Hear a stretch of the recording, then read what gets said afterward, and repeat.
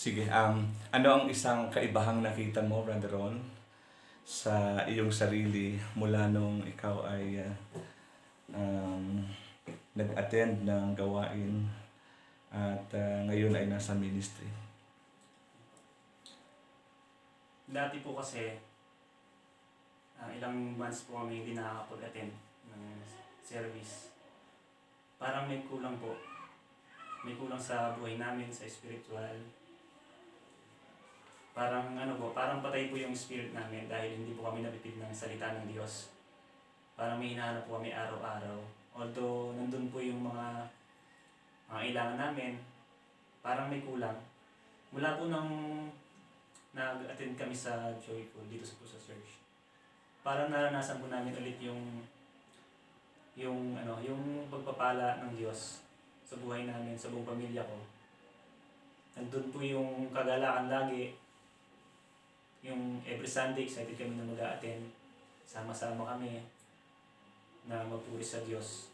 Yun po, yung sobrang kagalakan po yung pinatang sa amin ulit ng Panginoon. Ano sa tingin mo ang posibleng maging epekto, Brother Ron, pag nagkulang tayo sa pagdalo sa mga gawain? Siguro po, yung magiging epekto po sa buhay natin kapag hindi po natin sinilang-alang yung pag-a-attend o pagsisimba. Magiging epekto po sa buhay natin, sa spiritual natin. Yung parang manghihina po tayo, parang may kulang. Ibig ko po sabihin yung kasi mas importante po talaga yung nakakarinig ka ng salita ng Diyos sa buhay mo. Yun po. Sa pamilya mo, Brother Ron, ngayon masasabi mo na mas nag-grow kayo as a family. Anong mga nakita mo naman na naging response ng family mo ngayon na ikaw ay nagpapatuloy sa pagsamba sa Panginoon? Yun po. Sobrang saya po. Sobrang saya dahil una po sa pamilya ko, nagiging modelo po ako sa dalawang anak ko, sa asawa ko. Yun po, hindi ko man po sila kayo nakakasama dahil po sa pandemic. Kung sabihin ay kahit ako lang po yung sumasamba na ako ng simbahan, masaya po ko dahil nakikita ko kung masaya din po sila pag umuwi ako sa bahay. Kumusta yung iyong pinansyal? Paano may consider ngayon na dahil nagsa-church ka, sa tingin mo ba sumasabay din yung pinansyal mo ngayon? Ano ang sasabi mo tungkol sa kalagayan ng iyong pinansyal ngayon na ikaw ay nagpatuloy sa ministry? Kung sa financial po pinag-uusapan, Pastor, sobrang blessed po kami ng pamilya ko. Although yung sahod po namin ay hindi po ganun kalaki, sumasakto lang, minsan kulang, pero ang Diyos po yung nagpupuno kung ano po yung pangangailangan namin. Hindi po biro yung mga gastusin ngayon, lalo na po sa panahon. Pero kapag ang Diyos po ang ating inuna, talagang ibibigay niya po yung mga ating hilingin sa pamamagitan po ng pananalangin at ipasasalamat. Sa gitna ng pandemic, maraming mga negative na narinig tayo na sinasabi ng marami nating mga kasamahan, kakilala. Tayo mga Kristiyano, kinoconsider natin na kahit mag-iba yung panahon, ang Diyos ay patuloy na magbubuhos ng blessing. Ano ang maituturing mong pagpapala ngayon, Brother Ron, mula nag-start ang pandemic na ito, na sa tingin mo ay maliwanag na yun ay response ng Diyos sa iyong paglagong espiritual? Yun po. Sa tingin po ng iba, yung pandemyang ito ay talagang pahirap po sa mga tao. Pero sa akin po personally, Pastor, mula po nung nag-lockdown, mag-umpisa po dun sa pinasukan kong trabaho. Nagtrabaho po ako na natanggap po sa isang kumpanya. And 2 buwan nag-lockdown, nawalan kami ng trabaho. Yung iniisip po namin kung saan kami kukuha ng pangangailangan namin, gastos, dahil 2 months po walang trabaho, na hindi po namin inaasahan na magaling po ang Diyos. Alam niya yung pangangailangan natin. Kung ano yung kailangan natin, ibibigay niya. Nabigla po kami dahil halos 2 buwan, hindi po biro-biro yung 2 buwan na wala kang trabaho. Pero ang Diyos po yung nag-provide. Nabigla po ako dahil every week meron kami natatanggap na financial. Sabi nga ng asawa ko, kung kailan wala kang trabaho, doon natin nakakain yung mga gusto natin. Talagang umaapaw yung pagpapala ng Diyos. Amen. Speaking of trabaho, ano may consider mong malaking blessing sa gitna ng pandemic na na na may kinalaman sa work? Sa work po. Isang malaking biyaya muli ang binigay sa akin ng Diyos. Sa hindi ko po inaasahan na mangyayari sa buhay ko dahil nga po sa pandemic. Inaasahan ko po noon na dahil po sa mga nangyayari ngayon, maraming kumpanya nagsara, maraming trabaho, mga nagtatrabaho ng wala ng trabaho. Na-expect ko po noon after lockdown na kasi po naririnig namin sa mga trabaho namin, yung isang kumpanya pinasukan ko, nagbabawas ng mga tao, nagtatanggalan. So hindi ko po inaasahan, yung ina-expect ko kung mawawalan ako ng trabaho, naging kabaliktaran po. Imbis na mawawalan ako ng trabaho, na-promote po ako na regular ako sa isang kumpanya na pinagtatrabahuan ko. Sobrang saya, sobrang malaking pagpapala ang pinagkaloob sa akin ng Diyos. Yun po. Napakabuti po ng Diyos. Sabi nga po sa kanyang salita sa Pilipos chapter 4, verse 6. Yun po yung pinanghahawakan ko ngayon. Sabi niya doon, huwag kayong mabalisa tungkol sa anumang bagay. Sa halip ay hingin niyo sa Diyos pamamagitan ng panalangin may kasamang pasasalamat. Yun po ang pinanghahawakan ko ngayon. Talagang napakabuti ng Diyos. Sa mga kapatid po natin na mga nanghihina, parang nawawalan ng pag-asa, sinasabi ko po sa inyo, ang Diyos po ay hindi natutulog. Hindi siya nagpapabaya. Nalalaman po niya, nakikita niya yung mga pangangailangan natin. Ang kailangan lang natin gawin ay manalangin tayo. Manalangin tayo na may kasamang pasasalamat. Hingin sa Diyos yung anumang bagay natin hinihiling. Pagkakaloob niya sa tamang panahon. Yun po, purihin po ang Panginoon. Maraming tao ang maraming mga kinakatakutan sa buhay, lalo na pag pamilyado ka. Ang mga ilang kinakatakutan ay nakapaloob doon sa tinatawag nating basic needs. Ano-ano ba mga basic needs? Yung pangailangan natin sa araw-araw, yung pagkain, yung ating mga isinusuot at yung ating mga tirahan na talagang pangunahin natin kailangan. At katulad mo, Brother Ron, dati bago ka na regular, maaring nararamdaman mo rin yung pagkatakot or pangamba kahit paano bilang tao. Ngayon na laman ng iyong patotoo ay kabaliktaran doon sa iniisip mo. In other word ay tumanggap ka ng isang sorpresang blessing galing sa Panginoon. Ano pa ang i-consider mo ngayon na pwedeng katakutan mo sa buhay bilang isang ama, bilang isang asawa? Siguro po masasabi ko sa buhay ko, yung kinakatakutan ko po ay yung dumating po sa point na manghihina ako sa Panginoon. Yung hindi ko na maranasan yung pagpapala niya. Yun po siguro yung pinakamasakit na pwedeng mangyari sa buhay ko. Parang manlamig. Parang manlalamig po. Sa Panginoon. Tama. And of course, pangunahin ang pamilya. Kasama kasi ang family sa ministry. Pero since ikaw ay naandyan ngayon sa estado na pinagpala ka ng Diyos, particular sa trabaho, na yun naman ay na-appreciate ng iyong family. Ano ngayon yung isa sa pinaka natutuhan mo sa mga hindi naging magandang experience mo in the past bago ka nag-attend sa church, bago ka na regular sa trabaho? Sa akin po, ah, ano po tawag dito, yung masyado pong nag-iisip ng mga negatibo sa buhay. Tulad ng... Tulad po ng yung parang manghihina ka dahil hindi mo kaya, wala kang kasama, hindi mo kaya gawin kung mag-isa ka. Pero natutunan ko po sa buhay yung lagi pong magdepende sa Diyos. Yung iniisip ko lagi nandiyan yung Panginoon, hindi siya natutulog. Lagi nasa tabi natin.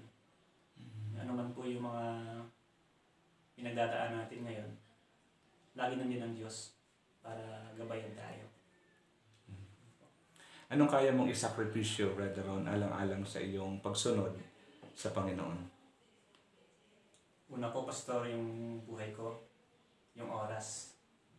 Kasi kung iisipin po natin, lahat po ng mga yan, oras, yung katawan natin, kulang po yan sa mga binigay ng Diyos sa atin eh. Kulang po yan para ipampalit natin sa Diyos. So ngayon, sabi ko, gusto kong ibigay yung oras ko sa ministry, sa paglilingkod sa Diyos. Siguro isa sa requirement sa trabaho, kahit sa ibang aspeto ng iyong ginagawa, Brother Ron, ang kailangan ay ang pagiging masunurin, pagiging masipag, at dagdag dyan ay yung pagiging mababa ang loob. Alam kong alam mo na meron ka noon. Maraming tao na ang sigurong alam mong naniwala sa iyo sa ganyong katangian na gaya ng aking binanggit.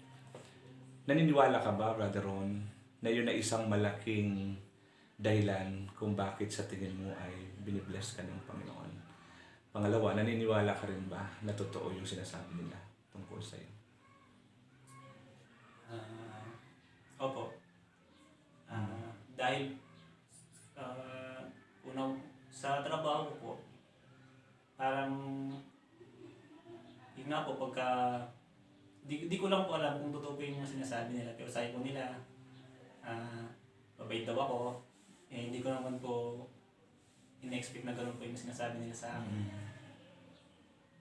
Bilang isang Kristiyano po, kailangan po nating maging isang modelo sa maraming tao. Yes. Lalo na po sa attitude siguro. Sa trabaho ko po, talagang pinapakita ko po na iba po ako dahil isa po akong tinawag ng Panginoon. Although iba-iba po yung mga ugali ng mga kasama ko, talagang pinagsisikapan ko pong maging, yung parang maging kakaiba, parang may makita sila sa akin. Makita nila yung kung gaano po kabait ang Diyos, kung gaano po mapagpala ang Diyos sa buhay ko. As far as I know, sa iyo, Brother Ron, and others siguro na malapit sa iyo, may mga time na tahimik ka, na feeling parang may mga babibigat sa buhay mo. Pero dahil mas kilala ka nila, iba yung kanilang pagtingin doon sa pagiging tahimik mo. Siguro nag-iisip ng mga malalalim patungkol sa mga importante at seryosong bagay, lalo na para sa pamilya. Ngayon, ano yung pinakamahalagang bagay na pinapangarap mong ma-provide mo sa family mo, na siyang pinakapangunahing dahilan ng iyong pagsasakripisyo na gusto mong maibigay at gagawin mo lahat? Mula po nung nagkapamilya ako,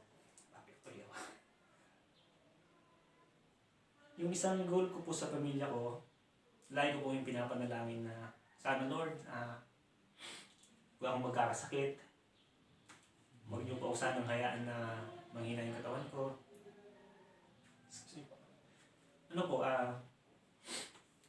Bilang isang tatay po sa pamilya, lagi ko pong pinapanalangin na Lord, maibigay ko po sana yung pangailangan ng pamilya ko.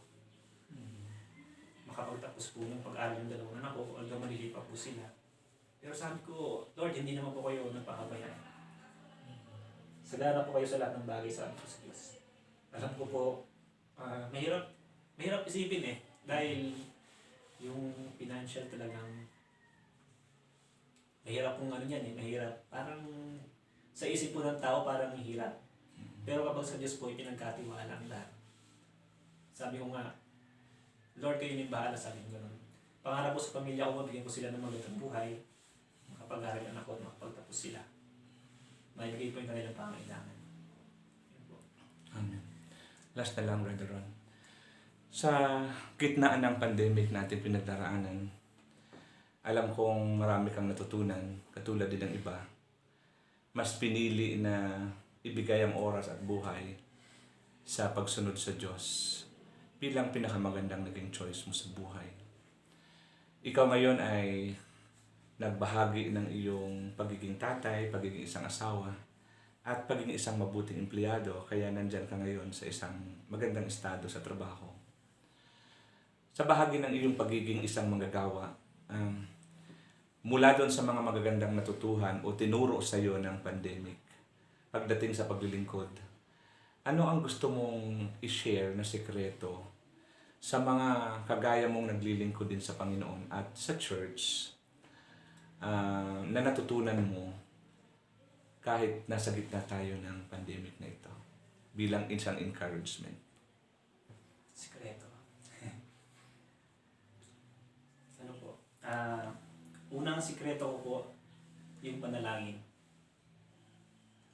Panalangin po. Dahil doon po tayo umugot ng lakas eh. Doon tayo binibigyan ng gabay ng Diyos kapag inuuna po natin yung panalangin. Manghihinaman po tayo, mag-iisip po ng mga negatibo. Pero kapag inuna po natin ng Diyos, manalangin po tayo, hindi po tayo manghihina. Gagabayan niya po tayo kung ano po yung dapat natin gawin sa tamang daan. At sa tamang panahon, ipagkakalob po ng Diyos lahat yan. Yung pinaka-special na bagay na gusto mong tanggapin kasi nasa huling quarter na tayo. Ang gusto mong tanggapin ngayong Pasko, Brother Ron. Kung sino man ang pwede mag-share sa iyo. As simple as you are, parang sumisimbolo sa kasimplihan ng iyong pagiging ikaw. Gusto mong makatanggap as a simple pero special na bagay para sa iyo na gusto mong tanggapin this coming Christmas na yun. Parang hirap sabihin, Pastor. Sa akin po gusto kong matanggap ngayong Pasko. Natanggap ko na lahat mula sa Diyos Bali yung pinapangarap ko talaga bilang isa kong manunugtog, magkaroon po ako ng sariling keyboard. Yun lang po. So, simple na yan. Simple po yan.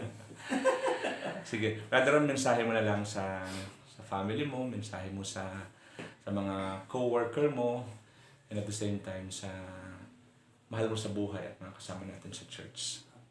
Yan po. Una po sa pamilya ko, sa nag-iisang asawa ko, nag-iisang maganda sa balat ng lupa kay Brenda. Amen. Maraming salamat dahil nandiyan lagi yung suporta mo. Kahit